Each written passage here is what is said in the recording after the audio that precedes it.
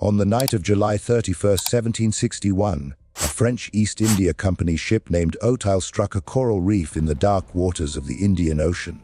And within hours, hundreds of lives were reduced to a question of who would be allowed to survive.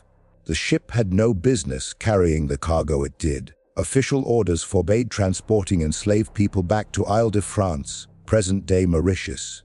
War with Britain had tightened patrols. Food was scarce. The colonial governor had been explicit. No additional captives.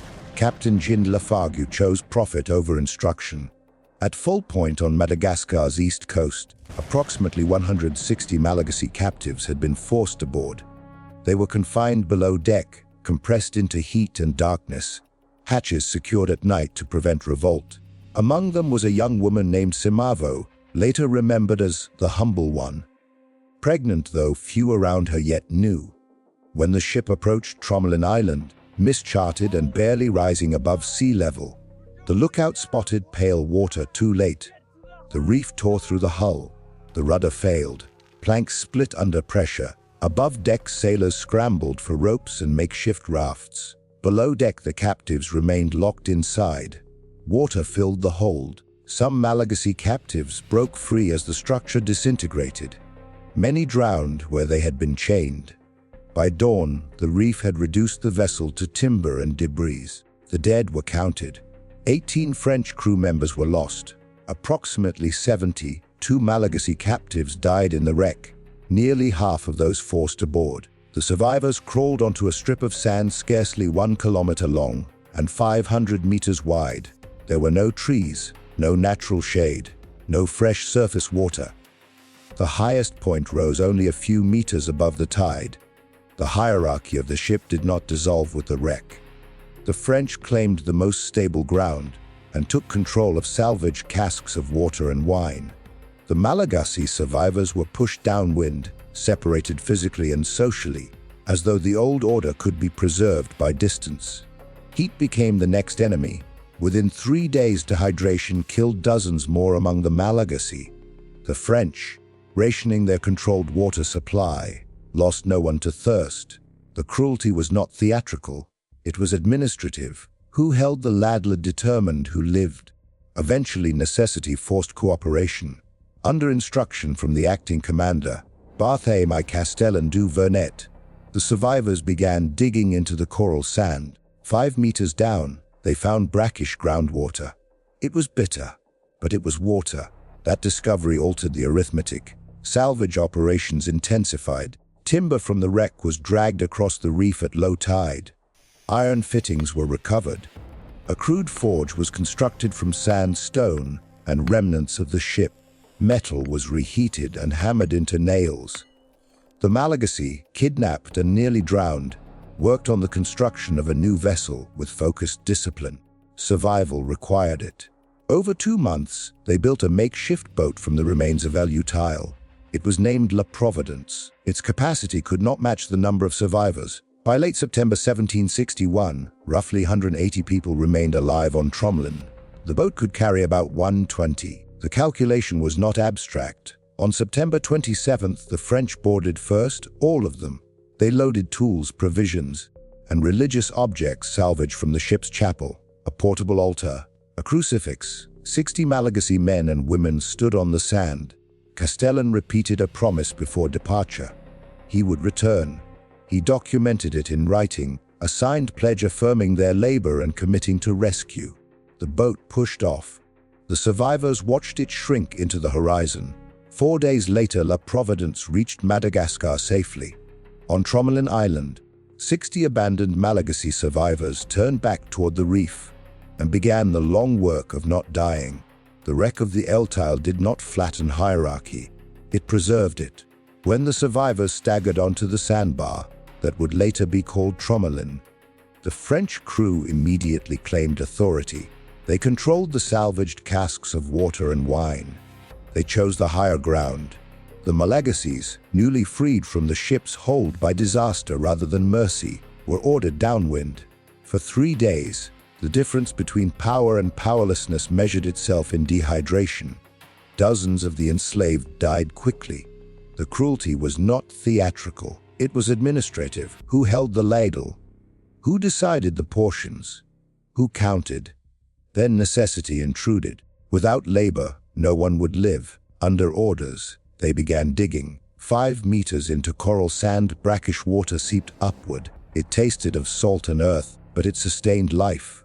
The discovery altered the balance. Survival demanded cooperation.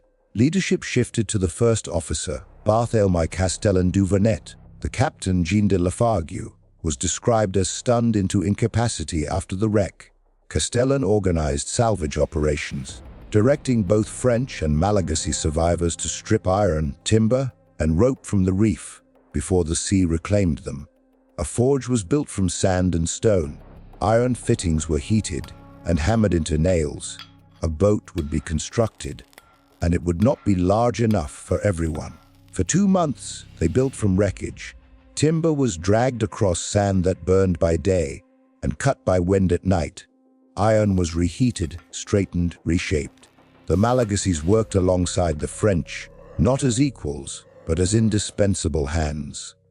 Without them, the project would have failed. Castellan issued a written pledge. When the French reached Madagascar or Île de France, he would send a ship back for those who remained. Officers signed the document. Ink was offered as collateral against abandonment. The boat was named La Providence. It could carry roughly 120 people. Nearly 180 had survived the wreck. On September 27, 1761, arithmetic was decided. The French boarded first, every one of them. They loaded salvage tools, navigational instruments, and religious objects from the ship's chapel. A portable altar, a crucifix. 60 Malagasys were left on the sand. 3 months of provisions were distributed: biscuits, salted meat, a few tools, muskets for hunting seabirds, instructions to maintain a signal fire. Castellan repeated his promise before departure. Then the boat pushed away from shore. Those left behind did not collapse into chaos. They gathered the supplies. They turned toward the interior of the island. 4 days later, La Providence reached Madagascar. The people on Tromelin began learning how to survive alone. Castellan reported the stranded survivors immediately. British naval patrols were cited as obstruction. No vessel could be spared. Too dangerous, too costly. When he appealed in Île de France, Governor Dumas dismissed the matter more bluntly. The people left on Tromelin had been transported illegally. Retrieving them would expose misconduct and risk lives for contraband. Paper stalled action. Castellan petitioned repeatedly. He attempted to organize a private rescue. Each effort collapsed against bureaucracy, war, and indifference. Eventually, he returned to France, still pressing the claim in correspondence. But the island remained unattended. On Tromelin, routine replaced expectation. Seabirds nested seasonally in vast numbers. Eggs were collected. Turtles came ashore at night. Their meat and fat were preserved. Fish were taken in the shallows at low tide. The castaways mapped these cycles without charts. Shelters were built from coral blocks stacked into thick walls to resist cyclones. Metal salvage from the wreck was reshaped into hooks, blades, nails, spoons, bowls. Ornaments were crafted from shells. Fire was kept continuously. Children were born on the island. Years passed. Graves accumulated in shallow sand. Escape was attempted on a raft built from remaining timber. Those who launched into open water were never seen again. By the early 1770s, the community had diminished significantly. Rescue had become a rumor. Routine endured. By 1776, 15 years after the wreck, only a small group remained. 7 women and an infant boy lived among the coral shelters. The men who had once shared the work were gone, lost to illness, storms, or failed attempts to leave. The island had reduced the community to its most resilient core. They maintained the fire. They repaired walls after each cyclone. They gathered eggs when the birds returned. They watched the horizon without speaking about what they hoped to see. Language had shifted over time. Malagasy threaded with fragments of French learned in captivity. Memory persisted in fragments as well. In November 1776, a French naval officer, Jacques-Marie Boudin de Tromelin, received orders to attempt another rescue. Previous missions had failed against the reef. Tromelin studied reports and altered the approach. He brought a shallow draft boat capable of navigating coral shallows and sailors experienced in reef waters. On November 29, his vessel sighted the island. The weather eased briefly. The smaller craft crossed the reef and reached shore. The women did not rush forward. They stood together watchful, measuring intent before belief. When told they were to be taken away, composure broke into tears and prayers. Possessions were gathered. Copper utensils, shell ornaments, tools fashioned from wreckage. The fire was left behind. 7 women and 1 child boarded the rescue boat. 15 years after being abandoned, they departed Tromelin alive. On December 14, 1776, the rescue ship reached Isle de France, now Mauritius. The survivors were presented to colonial authorities.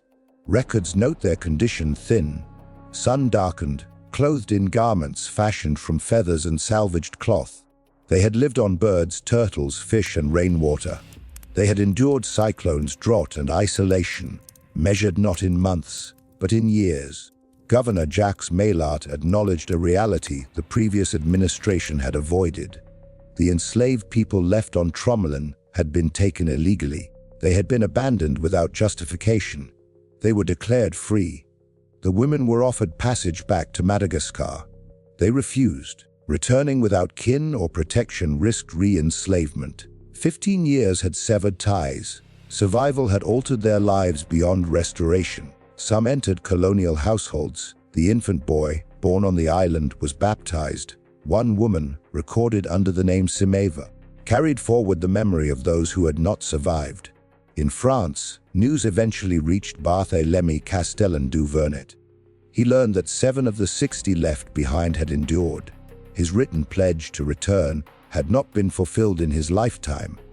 The rescue closed a chapter, but not the account. More than 70 had died in the wreck. Dozens more perished on the island. Only 8 returned. Tromelin remained what it had always been, a narrow strip of coral and sand, indifferent to those who had struggled to live upon it. In the centuries that followed, Tromelin Island slipped back into obscurity. Charts marked it. Weather stations occupied it, but the names of those who endured there thinned into archival fragments.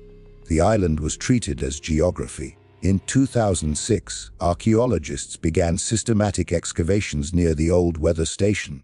Beneath layers of wind-packed sand, they uncovered foundations built from coral blocks. The walls were thick, deliberately reinforced against cyclone force. These were not temporary shelters. They were engineered for survival. Human remains were found nearby.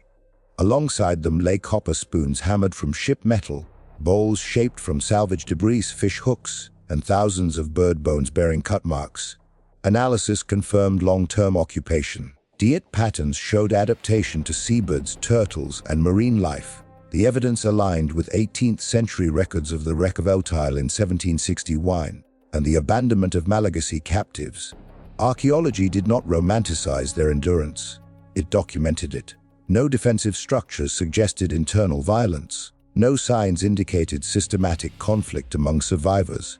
The material record pointed instead toward cooperation.